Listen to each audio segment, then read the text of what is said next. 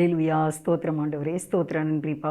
அன்பின் ஆண்டவரே, இந்த வேலைக்காக நன்றிப்பா. ஆண்டவரே, உடைய வார்த்தையை சொல்ல தந்த இந்த கிருபைக்காக நன்றிப்பா. எங்களோடு பேசுங்கப்பா. நல்ல ஆண்டவரே, உமக்கு நன்றிப்பா. பேசுங்கப்பா. தாழ்த்தி உடைய கருத்திலே அர்ப்பணிக்கிறேன். கர்த்தருக்கு ஸ்தோத்திரம். கேட்கின்ற ஒவ்வொரு மக்களுக்கும் நல்ல நிலத்தில் விழுந்த விதையாக 100ஆக பலன் கொடுக்கட்டப்பா. 100ஆக பலன் கொடுக்கட்டும். வேதம் சொல்லுகிறது, நீ கலங்காதே, நீ திகையாதே, நான் உன் தேவன், உன் வலது கையை பிடித்திருக்கிறேன், நான் உன்னோடு இருப்பேன், என் சமூகம் உனக்கு முன்பாக இருக்கும். உன் வலது கையை பிடித்து உனக்கு சொல்லுகிறதாவது, நீ பயப்படாதே என்று சொல்லியிருக்கிற தகப்பனே உமக்கு நன்றிப்பா. ஆண்டவரே, ஆசீர்வதிங்கப்பா. இந்த ஆண்டவரே நேரத்தில் இந்த வார்த்தை கேட்கின்ற தம்முடைய ஒவ்வொரு பிள்ளைகளையும் பேர் பேராக நீர் ஆசீர்வதி. ஒவ்வொரு தனித்தனி நபருக்குரிய உம்முடைய பரலோக ராஜ்யத்தின் ஆசீர்வாதங்களை தம்முடைய பிள்ளைகளுக்கு தந்திருளுங்கப்பா. நன்றிப்பா. இயேசுவின் நாமத்தில் நல்ல பிதாவே, ஆமென், ஆமென். கர்த்தருக்கு ஸ்தோத்திரம். கர்த்தர் உங்களை எல்லாரையும் ஆசீர்வதிப்பாராக. அதனால் உங்களுக்கு தேவனுடைய வார்த்தையின் தலைப்பு என்ன கொடுத்துருக்கேன் அப்படின்னா, பிதாவின் சித்தம் செய்வதே என் போஜனம். பிதாவின் சித்தம் செய்ய வேண்டும். அதுதான் ஆண்டவர் சொல்கிறார். இயேசுப்பா அந்த உலகத்தில் இருக்கும்போது சொன்ன வார்த்தை இது. என் பிதாவினுடைய சித்தம்னா என்ன? விருப்பம். பிதாவின் விருப்பத்தை செய்கிறது தான் எனக்கு என்னது? உணவு அப்படின்னு சொல்கிறாங்க. அப்போ இயேசுவுக்கு அப்படி இருந்தால் நமக்கும் இப்படி தான் இருக்கணும், அதே மாதிரி தான் இருக்கணும். இப்போ நான் அதுக்கு உங்களுக்கு ஆதாரமாக யோவான் 4வது அதிகாரம் 34வது வசனத்தை உங்களுக்கு வாசிக்கிறேன். இயேசு அவர்களை நோக்கி, நான் என்னை அனுப்பினவருடைய சித்தத்தின்படி செய்து அவருடைய கிரியையை முடிப்பதே என்னுடைய போஜனமாய் இருக்கிறது. என் பிதாவின் சித்தத்தின்படி செய்து அவருடைய கிரியையை, அதாவது தேவன் செய்யக்கூடியதை நான் இந்த பூமியிலே செய்வதான் எனக்கு என்னது? போஜனம். போஜனம்னா சாப்பாடு இருந்தால் தானே உலகத்தில் வாழ முடியும். பிதாவினுடைய இஷ்டம் ஏதோ அதை நான் செய்யணும் அப்படின்னு அந்த வசனத்தில் எழுதியிருக்கு. ஏசப்பா சொன்னது தான். இன்றைக்கி நமக்கும் அப்படி தான். என்ன, பரலோ மண்டல ஜபத்தில் கூட நீங்கள் பார்த்தீங்கன்னா, உம்முடைய சித்தம் பரலோகத்தில் செய்யப்படுவது போல பூமியிலேயும் செய்யப்படுவதாக. அப்போ பரலோகத்தில் தேவனுடைய சித்தம் நம்ம என்ன செய்யணும், நம்ம எப்படி வாழணும், எப்படி நம்ம தேவனோட டச்சிங்கில் இருக்கணும், இந்த பூமியிலையும் ஒவ்வொரு நாள் நம்ம எப்படி இயேசுவோடு வாழணும், நம்முடைய காரியங்கள் எப்படி ஜெயமாக இருக்கணும் அப்படின்ட்டு தேவனுடைய சித்தம் ஏதோ அதை நம்மளும் செய்யணும். ஏன்னா இன்னொரு வசனம், ரொம்ப ஜாக்கிரதையான ஒரு வசனம் என்ன பார்த்துக்கோங்க. என் பிதாவின் சித்தம் செய்கிறவனே பரலோக ராஜ்யத்தில் பிரவேசிப்பானே அல்லாமல் என்னை நோக்கி கர்த்தாவே கர்த்தாவே என்று கூப்பிடுகிறவன் பரலோக ராஜ்யத்தில் பிரவேசிக்க மாட்டான். அப்போ பிதாவின் சித்தம் செய்வது ஒரு முக்கியமான ஒரு காரியமாக இருக்குது. Important, main important. அதுக்கு நம்ம இந்த நேரத்தில் நம்ம ஆண்டவர்கிட்ட சொல்லணும், ஆண்டவரே, என்னுடைய வாழ்க்கையில் கூட நான் ஒவ்வொரு நாளும் என்னுடைய வேலையில், என்னுடைய வீட்டில், ஹவுஸ் ஒய்ஃபாக இருக்கலாம், நீங்கள் ஆண்களாக இருந்தால் ஒரு பெரிய தொழில் அதிபராக இருக்கலாம், இல்லை ஒரு ஆசிரியராக இருக்கலாம், ஒரு டாக்டராக இருக்கலாம், இந்த செய்தி கேட்குற நீங்கள் ஒரு பிஸ்னஸ் மேனாக இருக்கலாம்.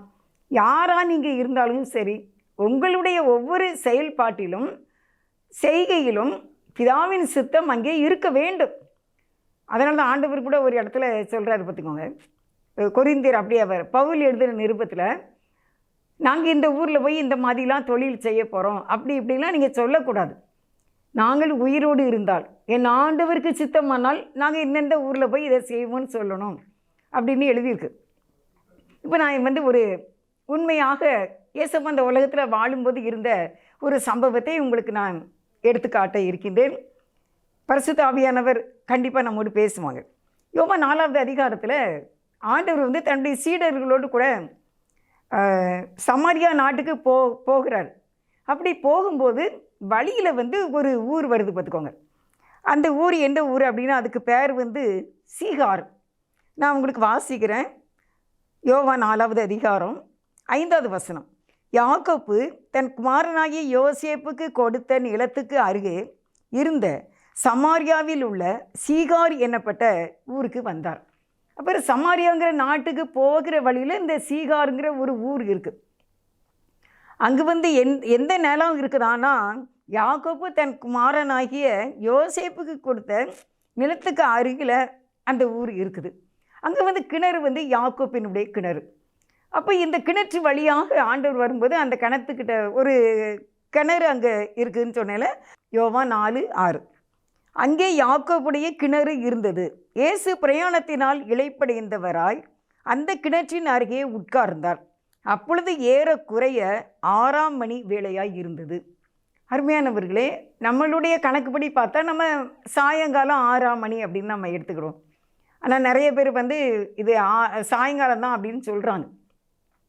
ஆண்டவர் வந்து களைப்படைந்தவராய் அந்த கிணற்றின் அருகே உட்கார்ந்தார்.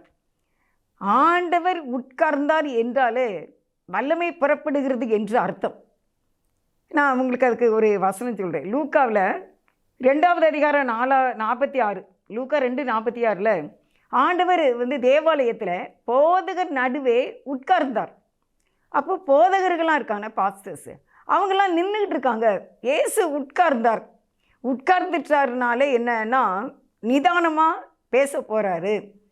ஆண்டவர்கிட்ட இருந்து வல்லமை புறப்பட போகின்றது. ஆண்டவர் உட்கார்ந்தாலே ஒரு அதிசயம்தான். இதுலேயும் கிணற்றின் அருகே போய் உட்கார்ந்தார். இன்னொரு வசனம் சொல்கிறேன். லூக்கா 5வது அதிகாரம் 3வது வசனத்தில், லூக்கா 5:3 இயேசு வந்து படகில் உட்கார்ந்து உபதேசம் பண்ணினார். கரையில் ஜனங்கள் நின்றார்கள்னு இன்னொரு அதிகாரத்தில் ஒரு வசனத்தில் வருது. அப்போது இயேசு வந்து என்ன செய்தாராம், படகுல உட்கார்ந்துருக்காரு. கடலில் படகு இருக்குது, அந்த படகுல இயேசப்பா உட்கார்ந்துருக்காங்க. ஜனங்கள் எங்கே இருப்பாங்கன்னு நினைக்கிங்க? கரையில் நிற்கிறாங்க. அப்போ எதுக்கு சொல்ல வரேன் அப்படின்னா, ஆண்டவர் உட்கார்ந்துட்டாங்களா, உட்கார்ந்தாலே வல்லமை விளங்கிடும். உட்கார்ந்தாலே பிரசங்கம் தான், உட்கார்ந்தாலே போதகம் தான். இயேசப்பா எங்கெல்லாம் உட்கார்ந்தாங்களோ அங்கே எல்லாம் வல்லமை புறப்பட்டு விடும். இப்போ இந்த இடத்துல அந்த கிணற்றின் அருகே இயேசு உட்கார்ந்தார். அப்போ அந்த நேரம் அவருக்கு என்ன அப்படின்னா, எதுக்காக உட்கார்ந்தார்? இப்போ ஒரு முக்கியமான ஒரு கட்டம் வருது பார்த்துக்கோங்க. என்ன அப்படின்னா, இந்த சமரியா நாட்டில் உள்ள ஒரு பெண், இஸ்திரி அப்படின்னு எழுதியிருக்கு. அந்த பெண் வந்து என்ன செய்கிறாங்க, தண்ணி எடுக்க வராங்க. அந்த பெண் எப்படின்னா, அவங்க 6 கணவனோட சகோதரரோடு வாழ்ந்தவங்க. தேவன் வந்து அந்த ஆத்மா மேலே ஒரு அக்கறையாக இருக்கார். ஆண்டவருக்கு வந்து இந்த உலகத்தில் ஆத்துமாக்களை பரலோகத்தில் கொண்டு சேர்த்துடணும். ஏன்னா அந்த பரலோக ராஜ்யம் ஒரு இன்பமான வாழ்க்கை. இந்த உலகத்தில் நீங்கள் எப்படி இருந்தாலும் பரலோக ராஜ்யத்தின் மேன்மையை நம்ம கண்டிப்பாக அடைய வேண்டும். இப்போ ஏசப்பா வந்து ஒரு காரணத்தோடு அங்கே உட்கார்ந்துருக்கும்போது இந்த சமாரிய நாட்டில் உள்ள ஒரு பெண் வராங்க, கிணத்துக்கு தண்ணி எடுக்க வராங்க. அப்போ ஆண்டவர் வந்து அவங்களோடு உரையாடுகிறார். நீங்கள் யோவான் 4வது அதிகாரத்தை பார்த்தீங்கன்னா அவங்களுடைய உரையாடல் தெரியும். எப்படி தண்ணி கேட்காரு, ஆண்டவருக்கு தண்ணி தாம்மா கேட்காரு. அப்போ நான் எப்படி உங்களுக்கு தர முடியும், உங்கள்கிட்ட வந்து பாத்திரம் இல்லையே அப்படின்னு சொல்கிறாங்க. திருப்பியும் தண்ணி கேட்காரு, திருப்பி இல்லைம்மா நீ தரலாம் எனக்கு அப்படின்னு. அப்போ என்ன சொல்கிறாங்க அப்படின்னா, கிணறு ஆழமாக இருக்குது அப்படிங்காங்க. நான் உங்களுக்கு அந்த வசனத்தை வாசிக்கிறேன். யோவான் 4வது அதிகாரம் 11. அதற்கு அந்த இஸ்திரி, ஆண்டவரே, மொண்டு கொள்ள உம்மிடத்தில் பாத்திரம் இல்லையே, கிணறும் ஆழமாய் இருக்கிறதே, பின்ன எங்கே இருந்து உமக்கு ஜீவ தண்ணீர் உண்டாகும்? ஆண்டவர் வந்து அந்த பெண்ணிட்ட கேட்கார். அப்போ அந்த பெண்ணு என்ன சொல்கிறாங்க அப்படின்னா, நீங்கள் வந்து யூதராக இருக்கீங்க, நாங்கள் சமாரிய பெண்ணு, எங்கிட்ட எப்படி நீங்கள் கேட்கலாம் அப்படின்னு சொல்லி சொல்கிறா. ஆனால் ஆண்டவர் என்ன சொல்கிறாங்கன்னா, என்கிட்ட ஒரு ஜீவ தண்ணீர் இருக்குது, அந்த தண்ணீரை நீ குடிச்சேன்னா, முக்கியமான ஒரு வார்த்தை நான் உங்களுக்கு அறிவிக்கிறேன், ஒரு காலம் உனக்கு தாகம் உண்டாகாது. நான் கொடுக்குற தண்ணீர் ஜீவ தண்ணீர். அந்த வசனத்தை உங்களுக்கு சொல்கிறேன் பாருங்கள்.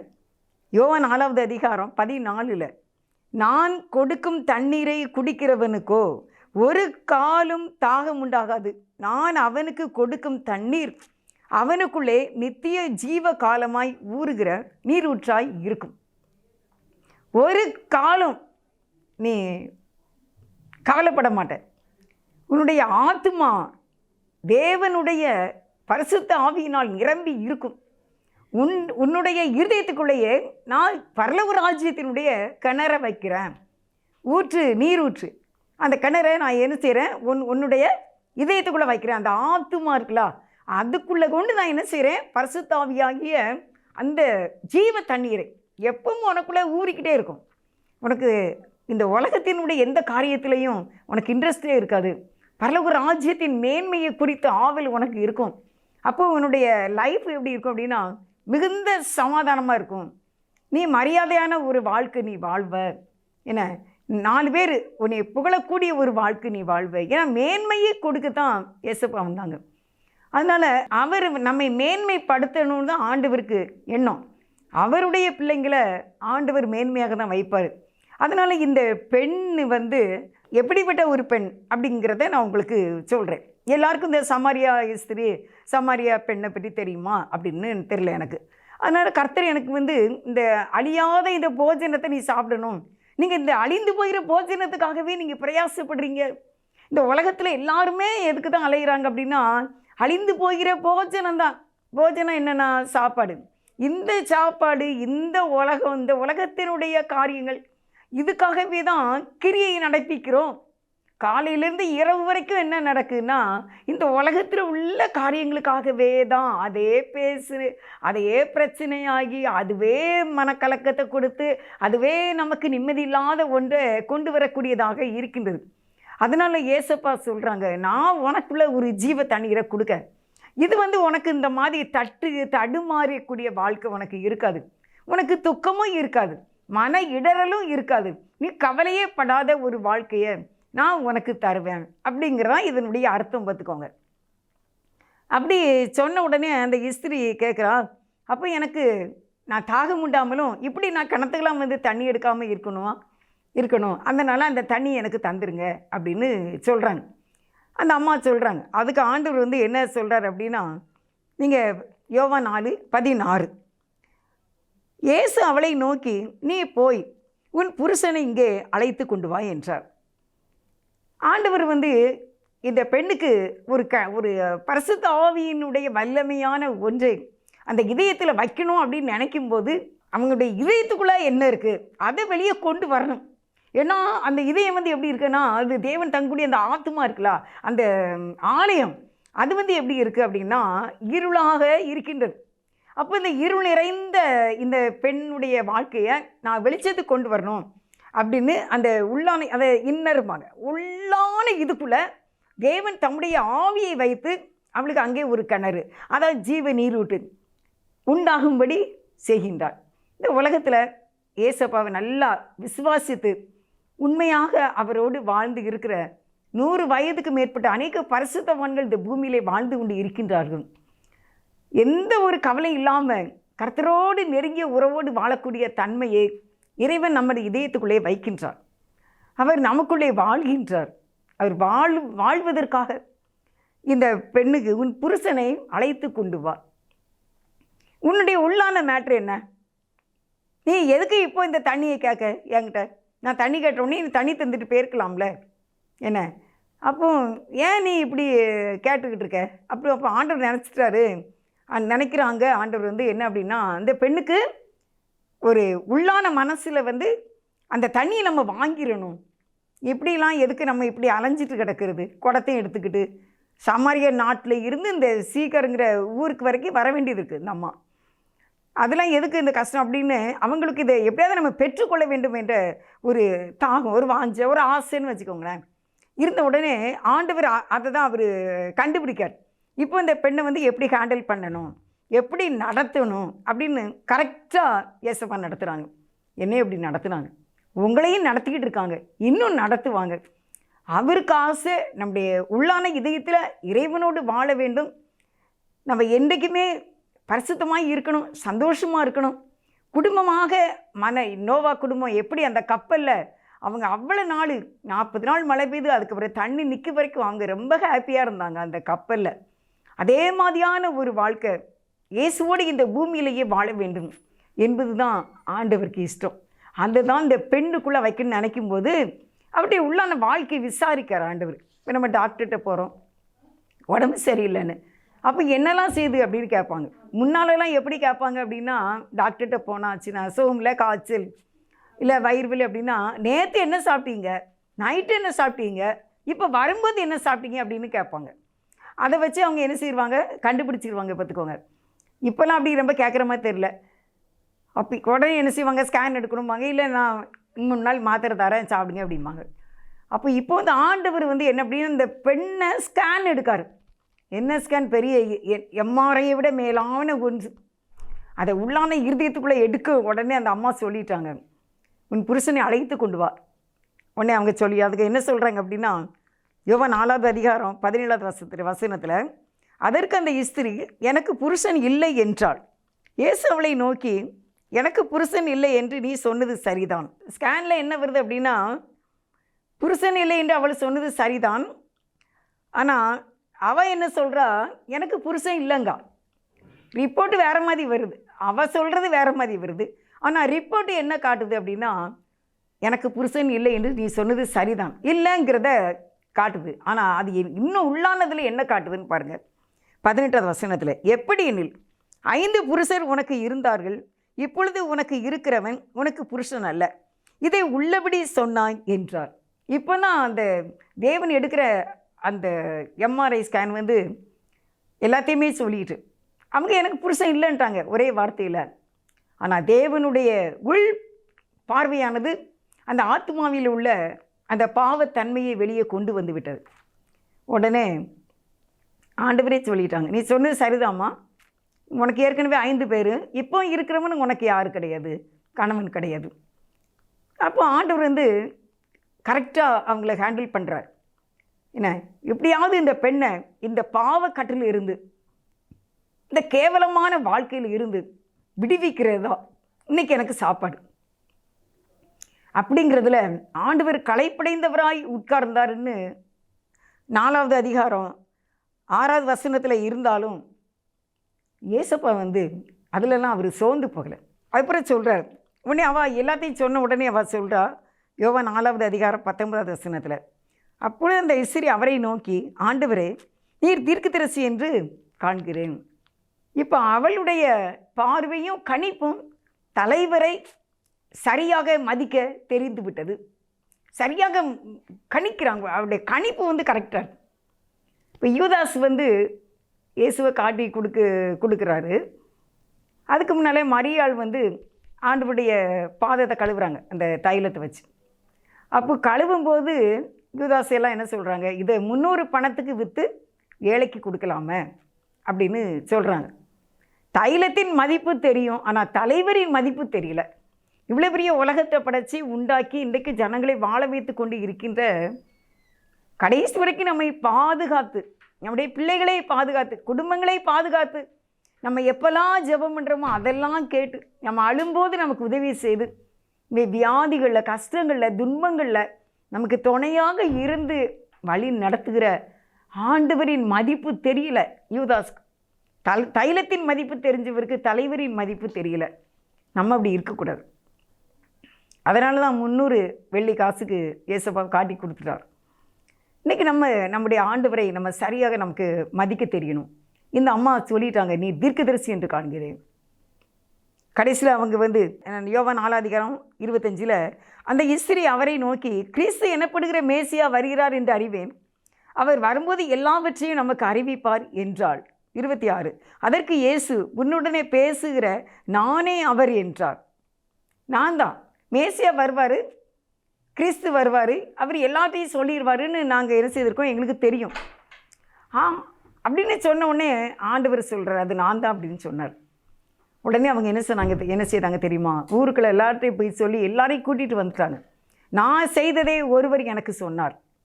இன்றைக்கும் நம்ம எப்படிப்பட்ட தவறான பாவ வாழ்க்கை வாழ்கிறோம், எப்படி நம்முடைய கேரக்டரு, நம்ம என்ன தர்மம் செய்கிறோம், என்ன புண்ணியம் செய்கிறோம், என்ன நல்லது செய்கிறோம், எத்தனை ஏழை எளியவர்களுக்கு நம்ம இரக்கம் காட்டுறோம், நம்ம ஹெல்ப் பண்ணுறோம், எவ்வளோ ஊழியம் செய்கிறோம், எப்படிலாம் மற்றவங்களுக்காக நம்ம பாரம் எடுத்து ஜெபிக்கிறோம், அவங்க கதைகளை கேட்குறோம், அவங்களுடைய கண்ணீரை நம்ம பார்க்குறோம்.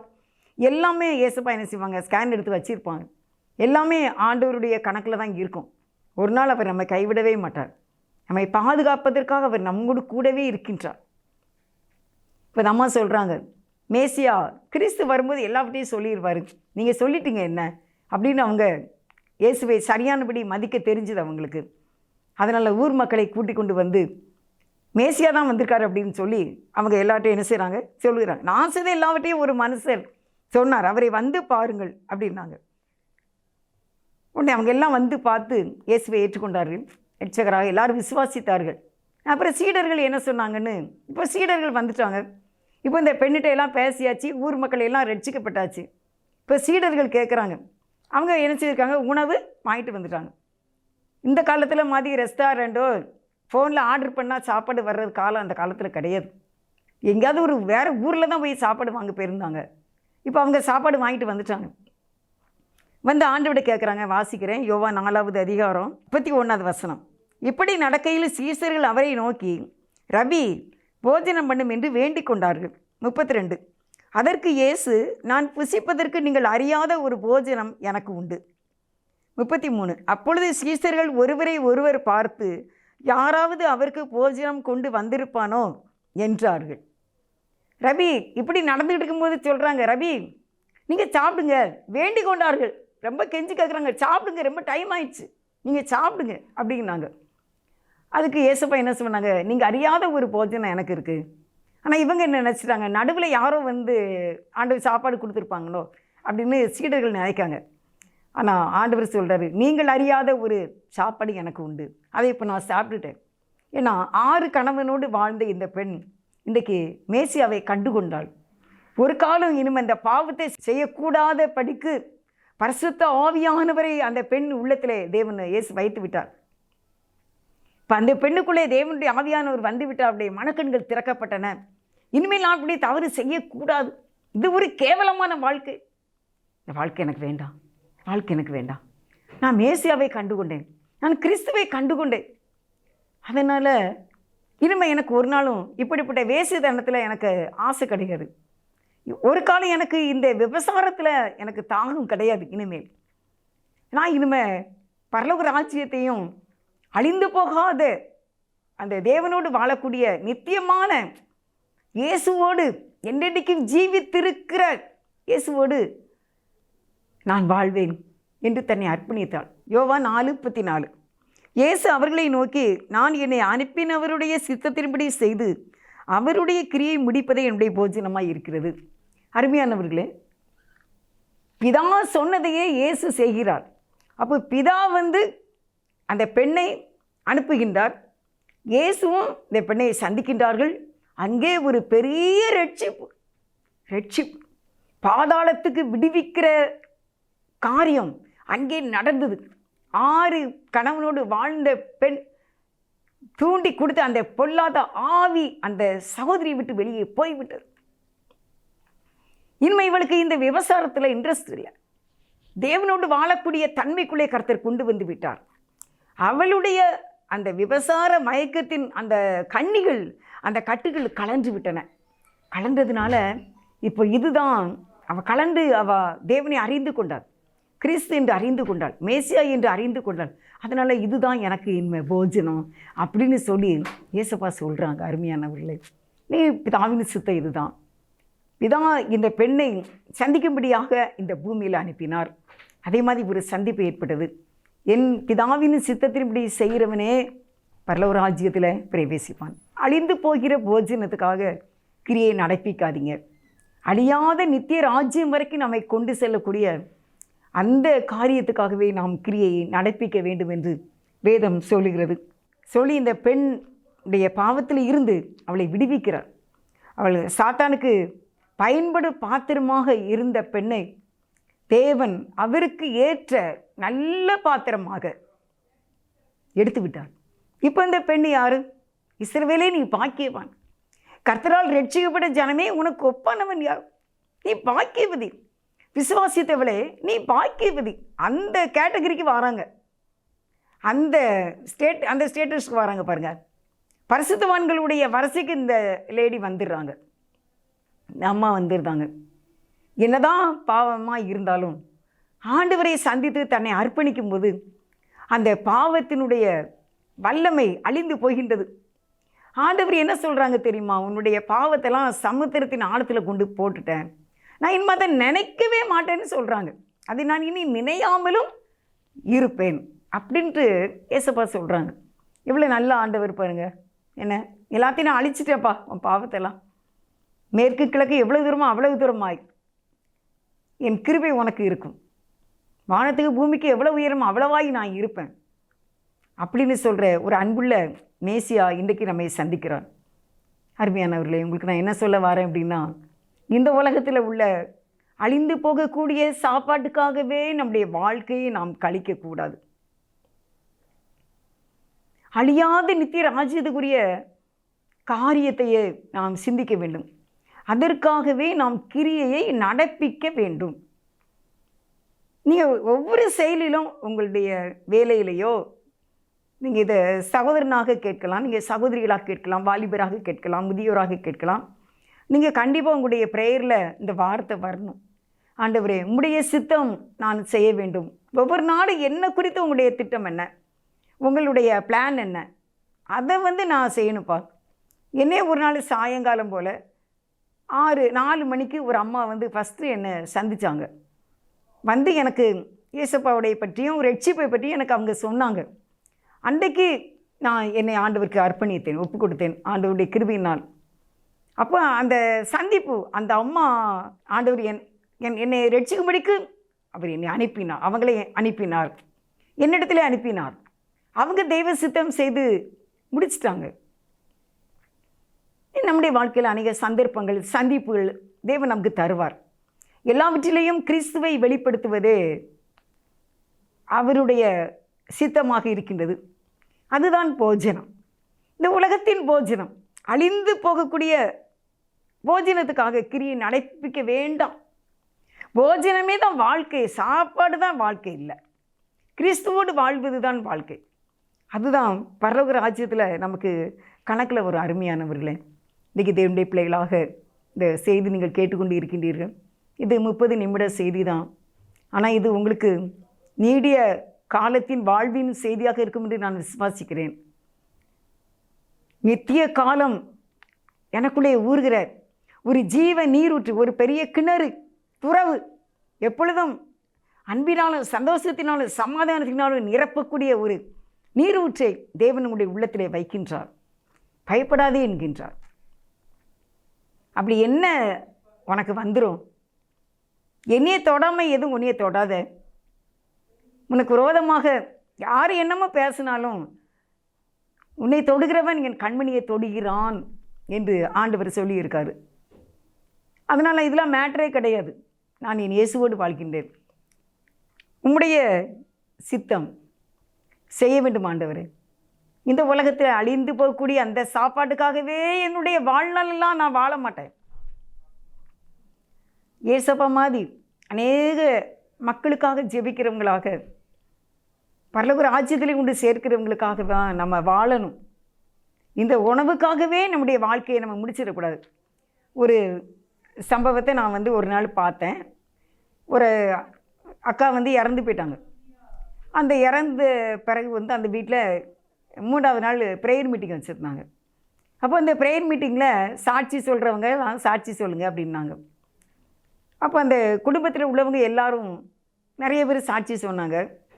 என்ன சாட்சி சொன்னாங்கன்னா, இவங்க பிரியாணி நல்லா செய்வாங்க, என்ன ரொம்ப டேஸ்ட்டாக இருக்கும் அப்படின்னு சொல்கிறாங்க.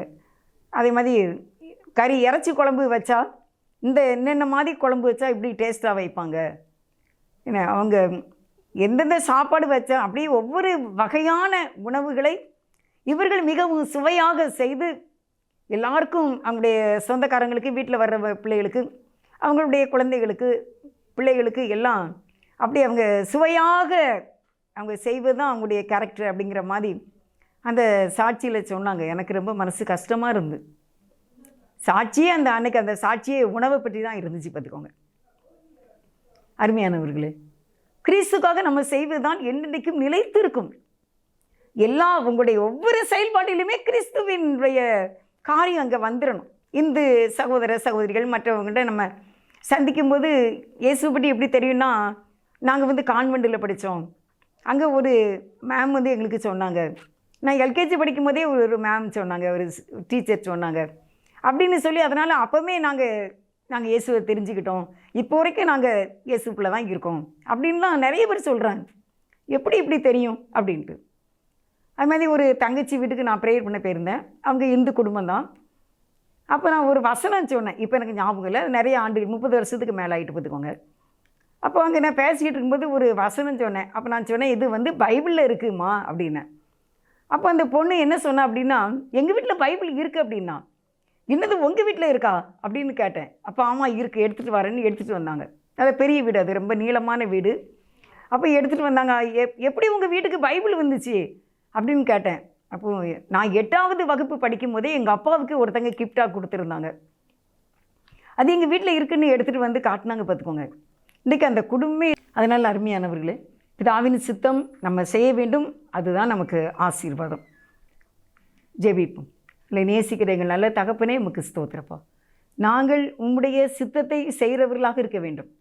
அழிந்து போகிற உணவுக்காகவே எங்களுடைய வாழ்நாட்களை கழிக்கக்கூடாது. இந்த சாட்சியில் அவர்கள் உணவு சமைப்பதையும் உணவு அதை மற்றவர்களுக்கு எப்படி பரிமாறுகிறதையுமே தான் சாட்சியாக சொல்லி முடித்தார்கள். அழிந்து போகிற போஜனத்தை பற்றியதான சாட்சி இல்லை, அழியாத நித்திய ராஜ்யத்துக்குரிய அழிந்து கொண்டிருக்கிற ஆத்துமாக்களை இயேசுவண்டை கொண்டு வந்து மேசியாவை வெளிப்படுத்தக்கூடிய, கிறிஸ்துவை வெளிப்படுத்தக்கூடிய சாட்சியாகவே நாம் வாழ்ந்து காட்ட வேண்டும். பிதாவின் சித்தத்தை நிறைவேற்றுகிறவனே அவருடைய சமூகத்திலே ஒரு நாள் கிறிஸ்துவோடு வாழ்வான் என்று எங்களுக்கு நீர் கற்றுக் கொடுத்தீர். உமக்கு ஸ்தோத்திரப்பா. இயேசுவே, நாங்கள் உம்முடைய சித்தம் செய்து நாங்கள் உம்முடைய ராஜ்யத்தை சுதந்திரிக்க எங்களுக்கு நீங்கள் தயவாக இரக்கம் காட்ட வேண்டும் என்று இயேசுவின் நாமத்தில் வேண்டிக் கொள்கிறேன், ஜீவனுள்ள நல்ல பிதாவே. ஆமேன், ஆமேன்.